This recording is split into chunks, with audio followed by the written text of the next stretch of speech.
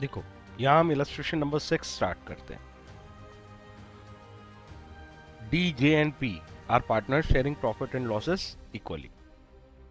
P had taken loan from the firm on 1st January 23, 5 lakh rupees. तो ठीक है, तीन पार्टनर्स हैं, पी एस आर इक्वल हैं। उसमें से एक पार्टनर पी है और उसने 1 जनवरी 2003 को 23 को लोन लिया है। अब ये बात ध्यान रखना, डेट 1 जनवरी 23। जर्नल एंट्रीज पास करनी है। पहली चीज तो ध्यान देने की बात हमेशा ये होती है लोन के केस में कि फर्म ने लोन दिया है या पार्टनर ने फर्म को लोन दिया है। यहां पे साफ लिखा है प्रेम है टेकन लोन, फर्म ने लोन दिया है, फर्म के लिए असेट है। अगर लोन फर्म के लिए असेट है, देखो दो तरह के लोन हो सकते हैं ना।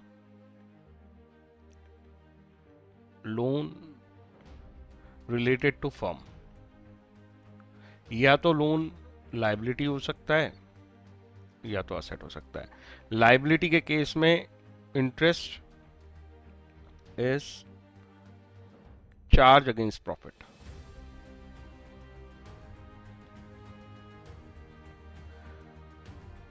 क्योंकि ये एक एक्सपेंस है तो हम ये बात सोच रहे हैं। यहां तो इंटरेस्ट इज इनकम, राइट? तो there is no question about charge against profit. बात समझ में आई? अगर इंटरेस्ट इनकम है तो it is to be received. अब यहां पे हमने ये पढ़ा है कि इफ डीड इज साइलेंट, अगर डीड साइलेंट होती है then as per partnership act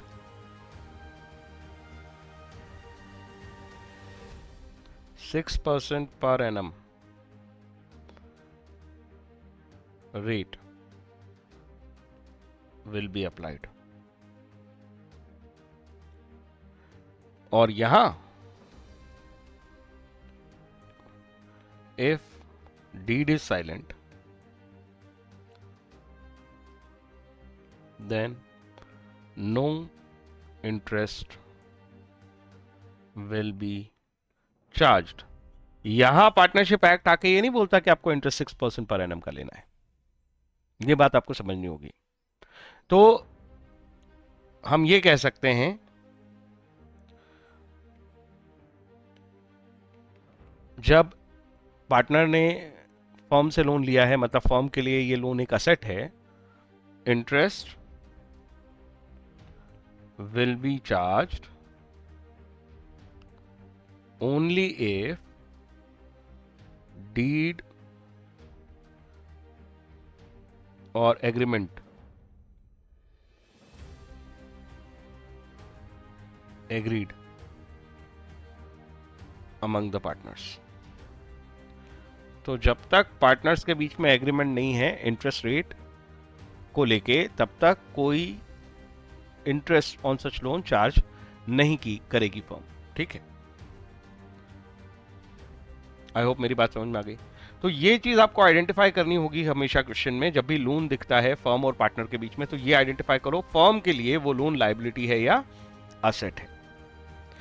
asset है तो इंटरेस्ट इनकम हो गई, फिर चार्ज अगेंस्ट प्रॉफिट और एप्रोप्रिएशन ऑफ प्रॉफिट वाला कंसेप्ट लगा ही नहीं। इस इनकम को आप तभी रिसीव करोगे जब डीड ऐसा करने के लिए बोलती है। अगर डीड साइलेंट है तो पार्टनरशिप एक्ट बीच में नहीं आता और कोई रेट ऑफ इंटरेस्ट नहीं अप्लाई होता। लेकिन अगर ये लायबिलिटी वाला केस था तो फिर हमें ये आइडेंटिफाई करना पड़ेगा कि जो ये इंटरेस्ट है ये चार्ज अगेंस्ट प्रॉफिट है। चार्ज अगेंस्ट प्रॉफिट है मतलब irrespective of the amount of profit, weather profit is sufficient not sufficient, कोई फर्क नहीं पड़ता, आपको इंटरेस्ट तो देना ही पड़ेगा। तो अगर डीड साइलेंट है तब भी इंटरेस्ट देना पड़ेगा, क्योंकि पार्टनरशिप एक्ट कहता है कि 6% पर एनम लगेगा।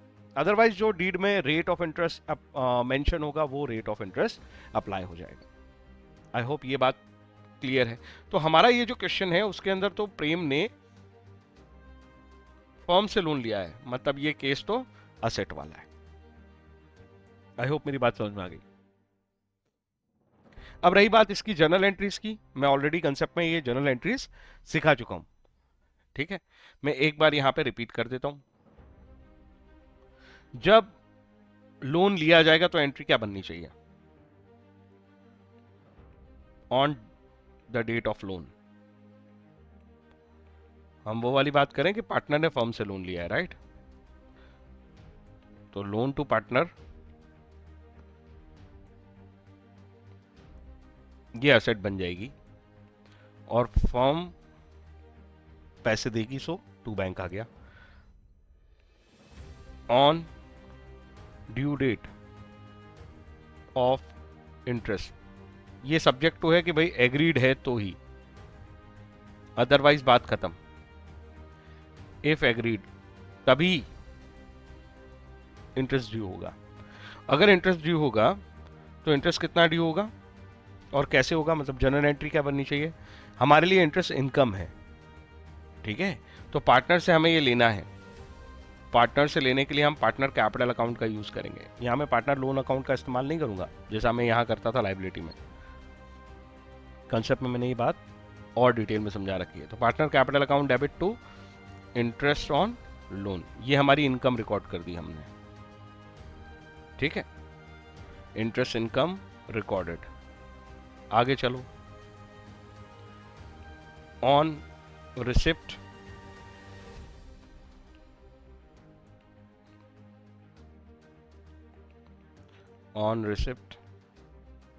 ऑफ इंटरेस्ट अमाउंट रिसीव होने पे क्या एंट्री करोगे? ऑब्वियसली पैसे मिलेंगे तो बैंक अकाउंट डेबिट होगा, और हम पार्टनर कैपिटल में इसको ट्रांसफर कर चुके हैं तो टू पार्टनर कैपिटल हो जाएगा।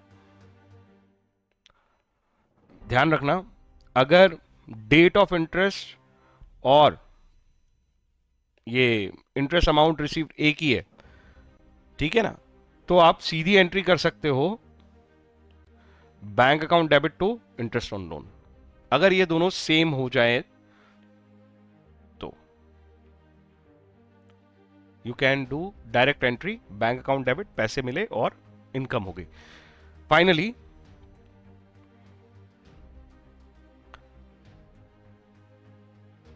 Eight the end of year, साल के अंत पे क्या होगा, जितने भी रेवेन्यू आइटम्स होते हैं वो पीएनएल में ट्रांसफर हो जाते हैं, और ये इंटरेस्ट जो है वो हमारी इनकम है, तो ये ट्रांसफर हो जाएगी पीएनएल में क्रेडिट साइड पे। तो interest on loan account debit to PNL, ठीक है ना, ये इनकम क्रिएट होती जा रही थी, देखो ये इंटरेस्ट नाम की, राइट, तो ये पीएनएल में ट्रांसफर हो गई, डेबिट हो गई। आई होप मेरी बात समझ में आ गई है। तो ये जनरल एंट्रीज होंगी। अब हम अगर ये अंडरस्टैंडिंग ले चुके हैं तो हम ये बहुत ही आसानी से क्वेश्चन को सॉल्व कर सकते हैं। लेट्स सी, प्रेम नाम का पार्टनर है, ठीक है, तो जो असेट क्रिएट होगी वो हो जाएगी प्रेम्स लोन अकाउंट, और ये हमारी असेट है। 1 जनवरी 2023 को इसने लोन फर्म से लिया है। जनरल एंट्री पास करनी है, rate of interest is not agreed. अगर इंटरेस्ट रेट एग्री नहीं है तो मैंने अभी समझाया तुम्हें कंसेप्ट में कि फिर आप इंटरेस्ट इनकम रिकॉर्ड नहीं कर सकते, ना ही उससे रिसीव कर सकते हो। जब रिसीव नहीं कर सकते तो रिकॉर्ड क्यों करेंगे? तो हम आंसर तो लिखेंगे एग्जाम में, in the absence of agreement interest will not be charge.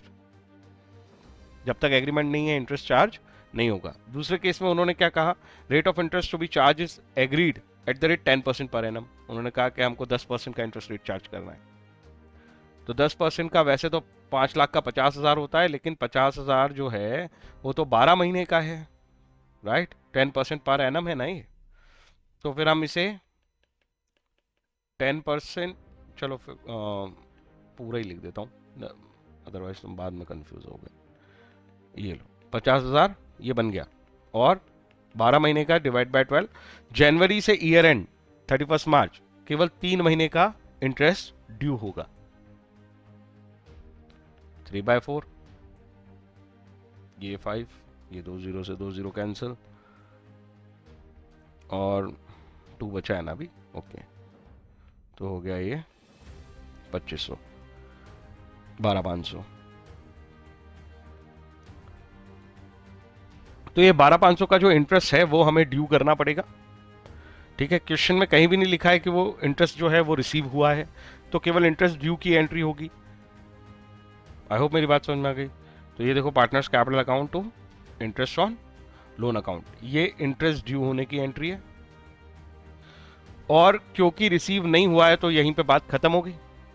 पर इस इंटरेस्ट को, ये रेवेन्यू नेचर है, रेवेन्यू इनकम है, रेवेन्यू नेचर की इनकम है यू कैन से, सो ये तो क्लोज होगी, क्लोज होगी तो ये क्लोजिंग एंट्री है।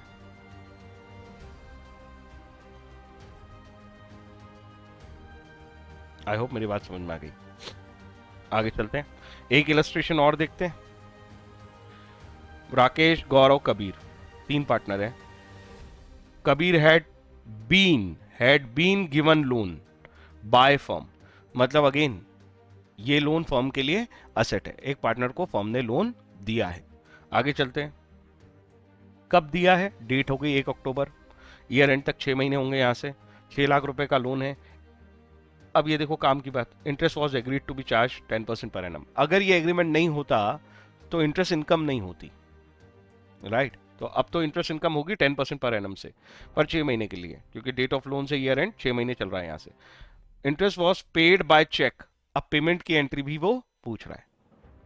ओके, अब पेमेंट कब तक किया है, फरवरी 23 तक। मैंने कहा अगर सीधे पेमेंट की एंट्री मिल जाए, तुम्हें ड्यू ना करना पड़े 31 मार्च को, 1 फरवरी को पेमेंट की एंट्री मिल जाए तो सीधी एंट्री कर सकते हो, बैंक अकाउंट मतलब डेबिट कर लो क्योंकि पैसा मिलेगा, और इंटरेस्ट इनकम को क्रेडिट कर दो, बिना ड्यू किए एंट्री कर सकते हो, कोई दिक्कत नहीं है। आगे चलते हैं, ये पेमेंट कब मिला, 10 मार्च को, तो एंट्री होगी 10 मार्च को। पर कब तक का मिला है, फरवरी तक का, मतलब मार्च का इंटरेस्ट पेंडिंग है, उसकी ड्यू की एंट्री करनी पड़ेगी। तो मार्च की ड्यू की एंट्री कर देंगे और 10 मार्च को रिसिप्ट की एंट्री कर लेंगे।